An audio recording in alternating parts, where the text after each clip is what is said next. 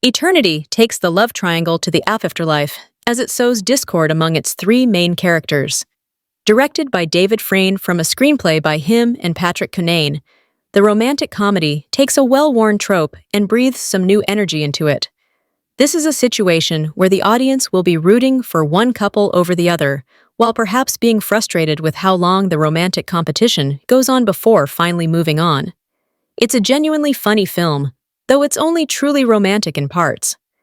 The cast has fantastic chemistry together, and, though the story could have explored its point further, Eternity is a largely entertaining rom-com that works best when it leans on the strengths of its cast rather than its narrative, which frustratingly tries to change the outcome to its premise a few times before settling into its point. There's never a dull moment as Eternity mines the comedy and cast chemistry for all it's worth.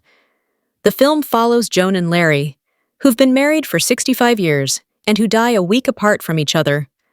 Larry goes first, meeting Anna in the afterlife, which functions like a tourist convention of people convincing the newly deceased of which eternity they should choose.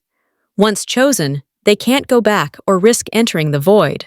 Larry is convinced that he and Joan, having spent the majority of their lives together, will do the same in their eternity.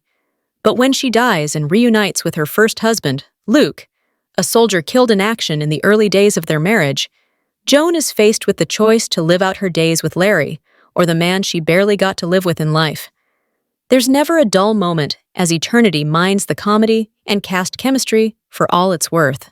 It's the fuel that keeps the film going, even as its plot grows tired during Luke and Larry's lengthy "choose me" phase. Miles Teller is a particular standout.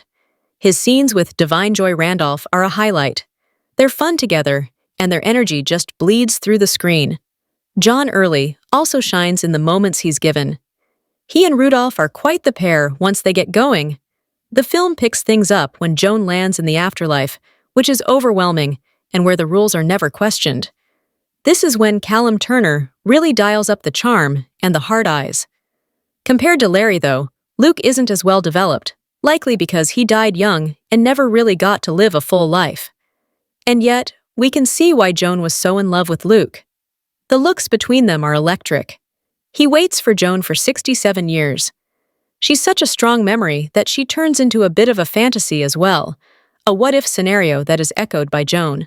Elizabeth Olsen has chemistry with both actors, and, though her character is somewhat underwritten because the film is so focused on the competition between her husbands, she's excellent on her own, bringing emotion and humor to a role that doesn't fully get fleshed out until the final third of the film. As Joan struggles to make a decision, I wondered why it had to be made at all.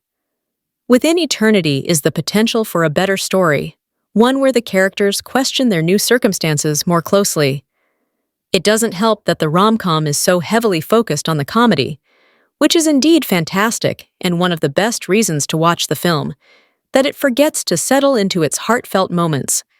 Larry sums it up best when he says that he's not very deep.